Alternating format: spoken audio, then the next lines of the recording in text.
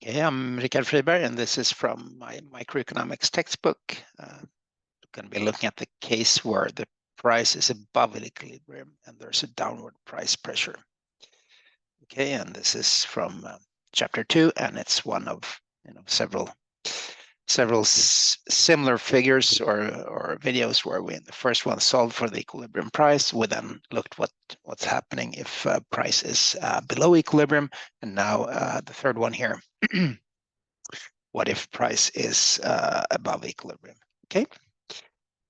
So just as in the other cases here, we've have a quantity demanded equal to 10 minus P, and a quantity supplied equals to minus 2 plus P. And we're thinking of the case of strawberries and price in euros per box. These are boxes.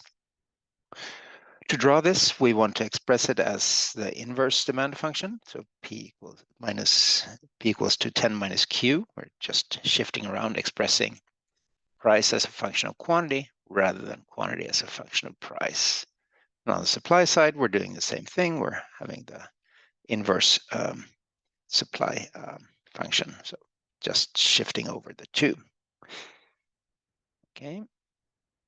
So we want to draw that. We have a vertical axis with price. We have a horizontal axis with quantity. So price in euros, quantity in terms of boxes.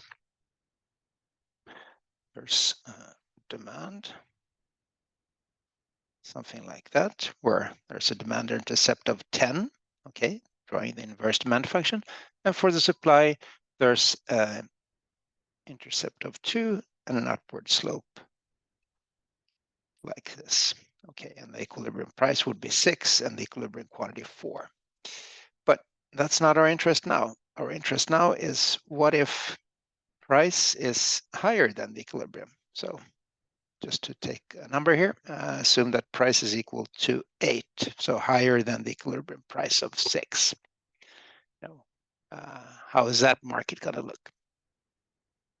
Well,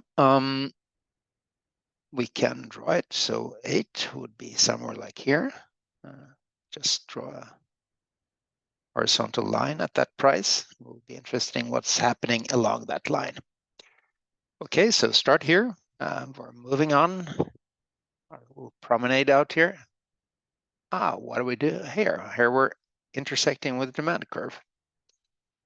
So demand at the price of 8 is given by demand at the price of 8. What is that? Well, to know that, we look at the demand function. So QD equals to 10 minus the price, and the price in this case is 8, so that's equal to 2. So 2 units are demanded at the price of 8. Okay, how much is supplied? How much the sellers of strawberries, how much are they willing to supply in this market at a price of 8?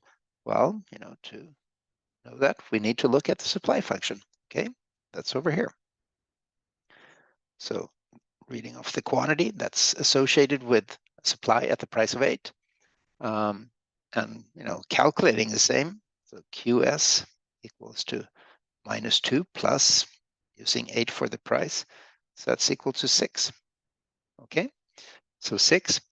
So the difference between the two is, I'll write it here, that's what we call excess supply. Okay, so at a price of 8, for some reason higher than the equilibrium price, firms are willing to supply a lot more than what consumers are demanding. Okay. So in a case like this, in principle, you would see suppliers standing behind heaps of strawberries, lots of unsold goods. There would be, a lot of goods chasing a few customers, you could say. So what would be the expected effect? Again, everyone is a price taker here, but clearly if someone were to be able to sell at a slightly lower price than 8, this would clearly be attractive for consumers. I'd rather pay, 7 or 7.50 than 8, so it would be no problems getting rid of those goods. Okay, and there would be a downward pressure on prices in that case.